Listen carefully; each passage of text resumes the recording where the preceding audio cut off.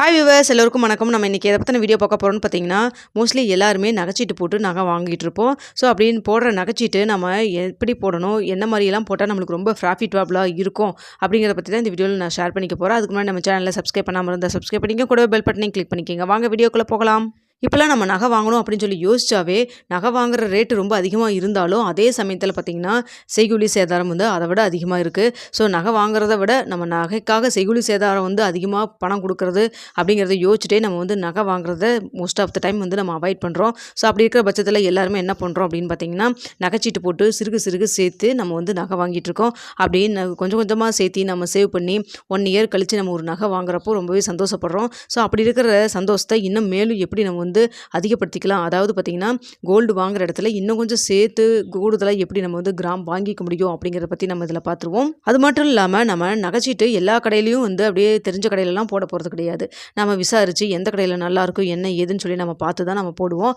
அப்படி இருக்கிற இடத்துல எப்படியெல்லாம் நம்ம என்னென்ன விஷயங்கள்லாம் கவனிக்கணும் அப்படிங்கிறத உங்கள்கிட்ட ஃபஸ்ட்டாக நான் ஷேர் பண்ணிக்கிறேங்க. முதலாவதாக ரொம்ப கவனிக்க வேண்டிய விஷயம் வேஸ்டேஜ் தாங்க. எந்த கடையில் நகைச்சீட்டு நீங்கள் நம்பிக்கையான ஒரு கடையில் போட்டிங்கனாலும் கூட அங்கே வேஸ்டேஜ் வந்து ஃபுல்லாகவே வந்து கடை நிர்வாகமே ஏற்றுக்கிறாங்களா அப்படிங்கிறத முதல்ல பாருங்கள். ஏன்னா இப்போ வேஸ்டேஜ் வந்து இப்போ நகையோட ரேட் அதிகமாகிறதுனால வேஸ்டேஜ் வந்து இப்போ 10% போட்டிருக்காங்க அப்படிங்கிறது சேம் அப்படியே இருந்தாலும் கூட நகையோட ரேட் அதிகமாக வேஸ்டேஜோட பர்சன்டேஜ் அப்படியே இருந்தாலும் கூட நகை ரேட் அதிகமாக உங்களுக்கு பைசா வந்து நம்ம வந்து வேஸ்டேஜ் கொடுக்க வேண்டிய அமௌண்ட்டும் அதிகமாகுது. அதனால் பார்த்திங்கன்னா மோஸ்ட்லி எல்லா கடையிலையும் பார்த்திங்கன்னா வேஸ்டேஜ் எல்லாமே கடையே நிர்வாகமாக ஏற்றுக்கிற மாதிரி இல்லை. சில கடைகளெல்லாம் மட்டும் பார்த்திங்கன்னா கடையில் இருக்கக்கூடிய எந்த பொருள் வேணால் எடுத்துக்கலாம், 100% வேஸ்டேஜ் வந்து நாங்கள் கொடுக்குறோம் அப்படிங்கிற மாதிரி சொல்லிட்டு இருக்காங்க. பார்த்திங்கன்னா ஃபார் எக்ஸாம்பிளுக்கு லலிதாவில் பார்த்திங்கன்னா 100% செய்கூலி சேதாரத்தை வந்து ஏற்றுக்கிறாங்க. அதே போல் பார்த்திங்கன்னா நம்ம திருச்சி மங்கள்லேயே வந்து மோஸ்ட் பார்த்திங்கன்னா எல்லா நகை ஜுவல்ஸில் இருக்கக்கூடிய வேஸ்டேஜ் ஏற்றுக்கிற மாதிரி இருக்காங்க. அதுபோல் சென்னையில் இருக்கக்கூடிய NSK இது மாதிரி சில குறிப்பிட்ட கடையிலெல்லாம் பார்த்திங்கன்னா வேஸ்டேஜ் எல்லா பர்சன்டேஜுமே வந்து ஏற்றுக்கிற மாதிரி இருக்குது. அதிலே சில குறிப்பிட்ட கடையில் பார்த்திங்கன்னா 50% மட்டும், அதாவது அந்த நகையில் வந்து இப்போ 18% வருதுன்னா 9% மட்டும் கடை நிர்வாகம் ஏற்றுக்கிற மாதிரி, மீதி 9% நம்மவே கட்டுற மாதிரிலாம் இருக்கும். ஸோ அப்படி இருக்கிற பட்சத்தில் உங்கள் வீட்டு பக்கத்தில் எது நம்பிக்கையான கடை, அதில் வந்து சீட்டு போடுறதுல எது பெஸ்ட்டான ஸ்கீம், அதாவது வேஸ்டேஜ் ஃபுல்லாகவே நம்ம வந்து கொடுக்காம கடை நிர்வாகம் வந்து ஏற்றுக்கிற மாதிரி பாருங்கள். ஏன்னா அப்படி இருக்கிறப்ப தான் நம்ம ஒரு வருஷம் கூடி நம்ம போட்டால் நமக்கு ஒரு ப்ராஃபிட்டபுளாக இருக்கும். அதை விட்டுட்டு நம்ம வந்து அதாவது வருஷம் கூடி நம்ம வந்து சீட்டும் கட்டிட்டு அதுக்கப்புறம் வேஸ்டேஜுக்கும் நம்ம வந்து நகை வாங்குற அன்றைக்கி பணம் கொடுத்தா அது வந்து நம்மளுக்கு அந்தளவுக்கு சந்தோஷம் கொடுக்குற விஷயமா இருக்காது. ரெண்டாவது பார்த்திங்கன்னா ஜிஎஸ்டி மோஸ்ட்லி எல்லா கடையிலையுமே வந்து நம்ம தான் பே பண்ணுற மாதிரி இருக்கும். சில குறிப்பிட்ட கடையில் பார்த்திங்கன்னா இப்போ வந்து திருச்சி மங்களில் பார்த்திங்கன்னா ஜிஎஸ்டி அவங்களே கட்டிக்கிறாங்க.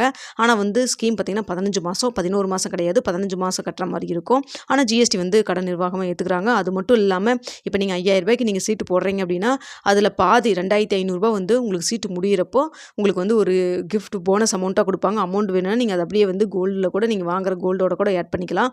அப்படி இல்லை உங்களுக்கு கிஃப்ட் ஐட்டம் வேணும்னா நீங்கள் கிஃப்ட் ஐட்டம் கூட ஆட் பண்ணிக்கலாம். அது மாதிரி இருக்குது. இன்னொன்று பார்த்திங்கன்னா சென்னை செங்கல்பட்டு NSKல பார்த்திங்கன்னா ஜிஎஸ்டி அவங்களே வந்து நிர்வாகமே ஏற்றுக்கிறாங்க. அது மாதிரி சில குறிப்பிட்ட கடையில் வந்து ஜிஎஸ்டி வந்து அவங்களே ஏற்றுக்கிற மாதிரி இருக்காங்க.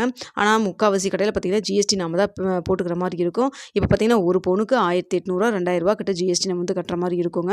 ஸோ அதையும் நீங்கள் பார்த்துக்கோங்க. உங்களுக்கு வந்து ஜிஎஸ்டி சில கடையில் பார்த்திங்கன்னா ஜிஎஸ்டி கட்டுற மாதிரி இருந்தாலும் கூட சில கடையில் வந்து அதாவது அந்த டிசைன் அதெல்லாம் வந்து ரொம்ப உங்களுக்கு பிடிச்ச மாதிரி இருக்கும். அப்படி இருக்கிற பட்சத்தில் சரி ஓகே நம்ம டிசைன் நம்ம பிடிச்சி வாங்குறோம்ல, நம்மளுக்கு போய் ஏற்ற மாதிரி அப்படிங்கிற மாதிரி இருக்கிறதுனால நீங்கள் வந்து கொடுக்குற கூட வாய்ப்பு இருக்குது. ஸோ அப்படி இருந்தால் உங்களுடைய விருப்பம் அது. ஆனால் மோஸ்ட்லி பார்த்திங்கன்னா வேஸ்டேஜ் வந்து முக்கால்வாசி நம்மளே கட்டாத மாதிரி கடை வந்து ஏற்றுக்கிற மாதிரி பார்த்துக்குங்க. அதுதான் நம்மளுக்கு வந்து ரொம்ப வந்து பெனிஃபிட்டபுளாக இருக்கும். ஏன்னா நம்ம ஒரு 1 இயர் ஃபுல்லாக வெயிட் பண்ணி கொஞ்சம் கொஞ்சமாக காசு ஏற்றி கொடுத்து நம்ம வாங்குகிறோம். அப்போ நம்ம எவ்வளோ கிராம் ஆட் ஆகிருக்கோ அந்த கிராமுக்கு ஏற்ற ஜிஎஸ்டி மட்டும் பே பண்ணிவிட்டு வாங்கிட்டு வந்துட்டால் ஓகே.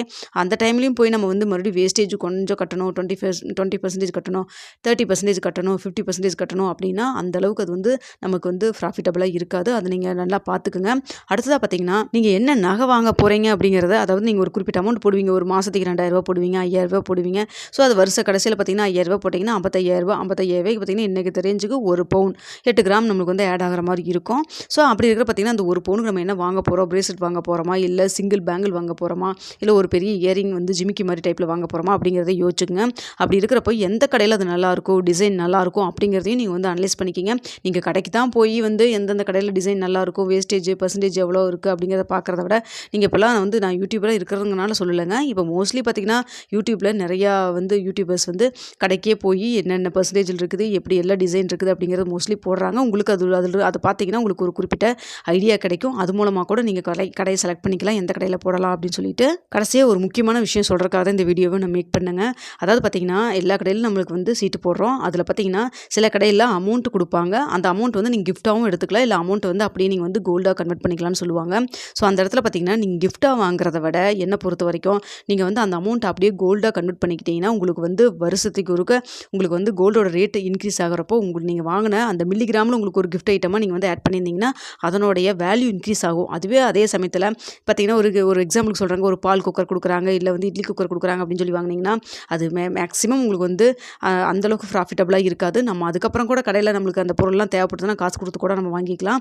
ஆனால் நகை கடையில் நம்ம சீட்டு போடுறப்ப அவங்க ஒரு அமௌண்ட்டுக்கு வந்து இப்போ 5000 போடுறீங்கன்னா 2500 உங்களுக்கு வந்து பணமாகவும் நீங்கள் ஆட் பண்ணிக்கிங்க, இல்லைன்னா உங்களுக்கு வேணா கிஃப்ட்டு வாங்கிக்கிங்கன்னு சொல்லி சொன்னாங்கன்னா கிஃப்ட்டுக்கு பதிலாக நீங்கள் வந்து பணமாக ஆட் பண்ணி அதை வந்து மில்லிகிராமில் கோல்டாக நீங்கள் கன்வெர்ட் பண்ணிக்கிட்டீங்கன்னா உங்களுக்கு ரொம்பவே ப்ராஃபிட்டபுளாக இருக்குங்க.